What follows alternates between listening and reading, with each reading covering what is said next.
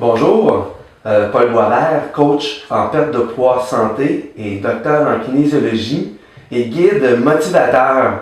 Alors aujourd'hui, je suis en présence de Stéphane Mignot, psychologue, membre de l'Ordre des psychologues du Québec, psychothérapeute, formateur et conférencier. Et là-dessus, tu donnes une conférence sur la motivation. Oui, et sur le changement de comportement. C'est ça, j'ai bâti une conférence, un atelier sur la motivation par rapport au changement. Puis ça me fait plaisir d'aujourd'hui de partager des trucs sur les obstacles. Parce que dans une première vidéo, une vidéo précédente, on a élaboré sur les facteurs de changement, les facteurs de motivation. Alors une fois qu'on est prêt, qu'on veut changer, qu'on est capable ou qu'on a la confiance, exact. On part. On est en étincelle, on est dans l'action. Exact. OK? Mais en cours de route, il y a des écueils. Oui. C'est ce dont tu veux nous parler aujourd'hui. Oui, en fait, on va aborder 3 obstacles qu'on peut rencontrer en chemin, des obstacles à l'atteinte de notre objectif. Et je vais vous proposer pas juste parler des obstacles, mais qu'est-ce qu'on peut faire pour surmonter ces obstacles-là. C'est bien important. Alors, vous avez probablement un objectif par rapport à la santé. Bon, je reviens toujours à l'exemple des gens parce que toi, tu travailles dans la perte de poids, fait qu'on va y aller dans ce sens-là. Quelqu'un veut perdre un certain nombre de livres. C'est un défi. Puis pour relever un défi, ça prend de l'énergie. Hein? Les gens doivent faire des efforts par rapport à l'alimentation, l'exercice physique, entre autres. Et donc, pour faire ces changements-là, ça requiert de l'énergie. Or, l'énergie, elle peut fluctuer dans la journée, d'une journée à l'autre et d'une semaine à l'autre. On n'est pas toujours en super forme. Et il faut tenir compte de cette réalité-là, du niveau d'énergie. Alors, exemple, supposons... Mais les gens vont dire, excuse-moi, oui. Les gens ne diront pas « je manque d'énergie aujourd'hui », ils vont dire « je manque de motivation ». Oui. Qui est souvent le facteur pour lequel ils viennent me consulter. Oui. Mais est-ce que ça va de pair? Bien, ici, on a un exemple concret, là. Imaginons, il est 5 heures. Prenons 2 travailleurs qui sortent du bureau, les deux ont le même objectif. Ils veulent perdre du poids et ça implique d'aller s'entraîner. Mais il y en a un qui, son niveau d'énergie sur une échelle de 0 à 10, c'est à peu près 3-4 à la fin de sa journée, parce qu'il a une très, très grosse journée, 3-4. Puis l'autre, à côté, il sort du bureau à 7-8 sur 10 en énergie, donc une énergie qui est beaucoup plus élevée. Qui, pensez-vous, est le plus susceptible d'aller au gym? Et qui est le plus susceptible de se retourner chez lui, se reposer, puis de s'effoirer devant la télé?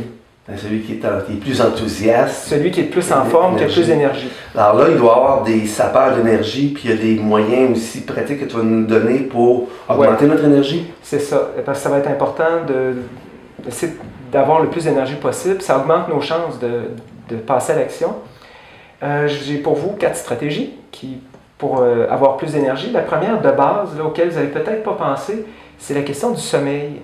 Des fois, on est fatigué aujourd'hui parce que la nuit précédente n'a pas été très bonne. Puis je vais vous donner des petits trucs de base pour mieux dormir. C'est sûr, pour en savoir plus, j'ai une conférence sur le sommeil. Okay. Mieux dormir pour mieux vivre, où là, je donne plusieurs trucs. Mais je vais vous donner des principes de base. Par exemple, le soir, avant d'aller au lit, on s'accorde 1 heure avant de se coucher pour décompresser. Fait que c'est pas le temps d'avoir le nez dans des dossiers, puis de commencer des grosses discussions, puis réfléchir à des problèmes. 1 heure pour décompresser. L'autre chose, c'est d'avoir une chambre fraîche. L'été, ça peut être pratique de l'air climatisé. L'hiver, au Québec, on n'a pas le problème, on a de la fraîcheur. Même moi, je mets le thermostat à plus bas que dans la maison. Ouais. Pour avoir la tête froide. Oui, c'est ça. Puis le corps au chaud parce que c'est sous la douillette. Tout à fait. Ça m'aide beaucoup. Tout à fait. C'est la bonne stratégie. Donc, on se garde au chaud avec les couvertures, mais l'air qu'on respire, c'est mieux que ce soit plus frais, autour de 18 degrés par exemple. On coupe les stimulants, le café, le thé en fin d'après-midi puis en soirée. Il y a des gens qui sont plus sensibles à la caféine. Le chocolat aussi, faites attention. J'ai entendu pas mal de témoignages de gens qui me disaient s'ils mangent un peu de chocolat le soir au dessert, ils se réveillent en plein milieu de la nuit. C'est un excitant. L'alcool peut faciliter un peu l'endormissement, mais il y a un prix à payer, c'est que ça donne un sommeil qui est plus fragmenté, de moins bonne qualité. Okay. Alors, moi, je déconseillerais l'abus, en tout cas pas trop d'alcool le soir, un peu en mangeant, mais pas beaucoup plus. Là. Donc, conserver son énergie en dormant mieux, on va avoir plus d'énergie le lendemain. C'est ça, puis on augmente nos chances de passer à l'action de poser les gestes à poser pour atteindre notre objectif. Tu as d'autres stratégies? L'autre stratégie, c'est de tenir compte de, je ne sais pas si j'utilise le bon terme, là, mais biorhythme. C'est-à-dire que notre énergie va fluctuer dans la journée. Il y a des moments où on est plus efficace que d'autres. Il y a des gens qui sont plus efficaces, plus énergiques le matin, d'autres c'est l'après-midi, d'autres c'est le soir. Alors c'est important d'identifier, de repérer pour nous les périodes de la journée où on est à notre meilleur.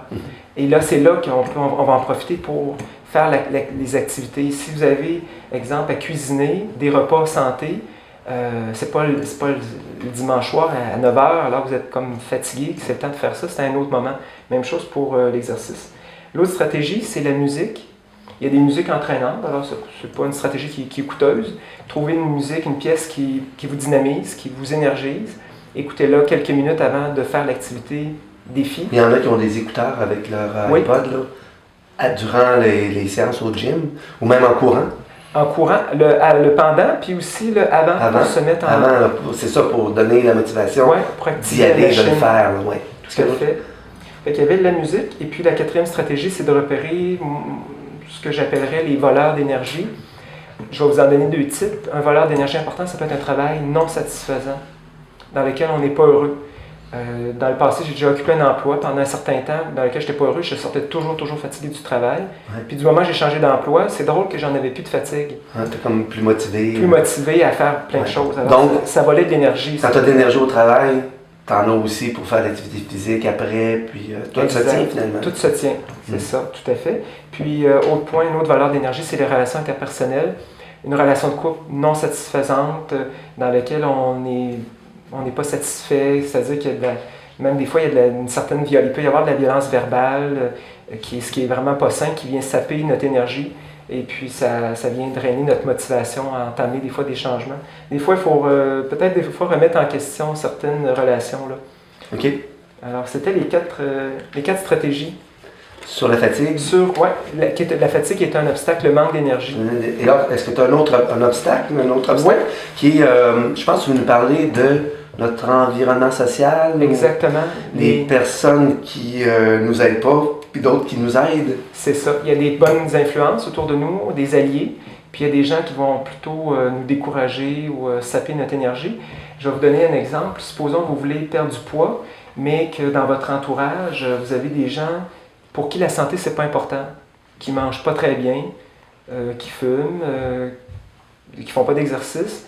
Ça peut miner votre motivation. C'est pas inspirant du tout. Donc, il faut savoir bien s'entourer. Il faut savoir bien s'entourer, choisir son monde. Est-ce que ça peut aller jusqu'à abandonner ces relations-là?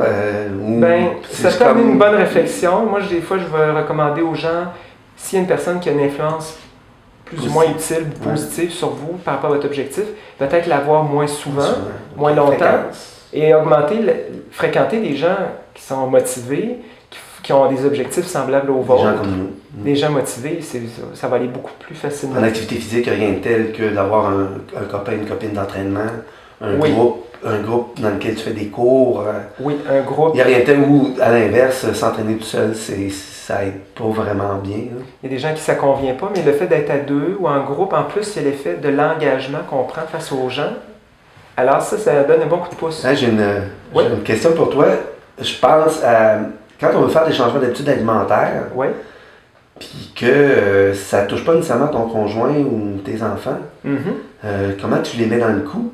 Tu peux pas dire je m'en vais en retraite pendant 3 mois, là, comme il faut être astucieux, c'est-à-dire quand même, c'est quand même délicat, mais sauf que si on a une nouvelle approche alimentaire, peut-être qu'on peut essayer de sélectionner nos meilleures recettes et les faire découvrir progressivement à nos proches. Okay. Mais il faut que ça soit bon. Quand on veut faire un changement, il faut qu'il y ait du plaisir. Ouais. Alors, assurez-vous là, que ne servez pas la recette. Prenez le temps de bien assaisonner, de rendre l'assiette attrayante pour donner le goût aux proches d'essayer peut-être votre approche alimentaire. De toute façon, dès qu'il y a de la convivialité, des repas en famille, ça va aider beaucoup aussi. Oui, ça va donner un bon coup de pouce. L'autre chose, par rapport aux réseaux sociaux, je disais, c'est ça, on parlait d'exercice, donc si on est entouré de gens qui n'ont pas les mêmes objectifs que nous, ça va être un obstacle. L'autre, j'aurais une suggestion Non, c'est plus l'autre obstacle que j'aimerais. Oui, un troisième obstacle. C'est ça, on a parlé en premier Oui. de la fatigue. Oui. Là, on a abordé la question du réseau social, Oui. nos fréquentations. L'autre, en soi, je vous explique le scénario très concret. Ben, je l'en ai parlé un peu plus tôt, là, où c'était, vous sortez du travail, puis là, il y a une hésitation. Est-ce que je m'en vais au gym, m'entraîner, ou Oui. je me retourne chez moi, écouter un bon programme, puis déboucher une bouteille de bière ou prendre un peu de vin. Des fois, on hésite vraiment entre les deux. Bon. Et puis, moi, ce que je vous suggère, c'est de représenter ces deux parties-là. Il y a comme deux forces. Hein, comme, je ne sais pas si vous vous souvenez. C'est ça qu'on appelle l'ambivalence. Il y a comme une ambivalence. J'ai représenté celle qui ne veut pas aller s'entraîner par le valet de pique, mais vous pouvez prendre une toute autre carte là, symbolique pour vous. J'ai pris aussi le valet de carreau pour cette partie-là qui veut aller s'entraîner. Fait qu'on est tiraillé en deux. Les démons puis nos anges. C'est ça, le petit ange là, sur une épaule puis le démon sur l'autre. On est pogné que ces deux-là. Représentez-les par. Là, on a un médiateur qui va essayer de gérer ça. Le médiateur, c'est soi. C'est ta conscience. C'est nous-mêmes. C'est-à-dire que là, on est confronté à deux parties. Qui va gagner? Qui va gagner? Est-ce qu'aujourd'hui, je vais écouter celui-là, me retourner chez nous, ou je vais plutôt écouter l'autre à côté? Ça nous arrive donc souvent. As-tu des trucs pour ça? La question à se poser, c'est lequel des deux va m'apporter plus de satisfaction, de fierté, lequel va m'amener à me rapprocher plus de mon objectif. Plus tard, pas immédiatement, parce qu'immédiatement, c'est comme... Les résultats peuvent venir plus tard, mais il y a quand même la satisfaction d'avoir été au gym. Après. Ça, c'est un plaisir quand même à court terme. Oui. Fait que lequel des deux, c'est davantage lui. Fait que vous allez devoir vous questionner lequel des deux. Les conséquences de le faire ou de ne pas le faire. De ne pas le faire. Et puis d'avoir à la vue les deux cartes. Vous n'êtes pas obligé d'expliquer aux gens qu'est-ce que ça signifie. Vous les gardez à votre vue. Et quand vous allez avoir le dilemme, vous regardez ces deux cartes-là et ça va vous faire penser, OK, il y a ces deux forces-là lesquelles j'écoute aujourd'hui. Et peut-être que ça va vous permettre d'opter pour cette partie-là. Et tout en allant chercher nos ressources d'énergie. En plus. Oui. Avec un réseau social qui va nous encourager à passer à l'effort. Oui, ça forme un tout, oui, exactement. Alors, ça complète nos changements, nos obstacles au changement? Les fameux obstacles au changement, oui, tout à fait. Je te remercie beaucoup, Stéphane Mignot. Vous êtes en compagnie de Paul Boisvert, coach en poids santé et docteur en kinésiologie. Et Stéphane, toi qui es psychologue et motivateur sur le changement dans tes conférences, oui. On va aborder dans la prochaine vidéo un autre thème qui m'est cher, c'est-à-dire la place du coach comme élément de motivation au changement. Exact, ça va me faire plaisir d'en parler. OK, merci.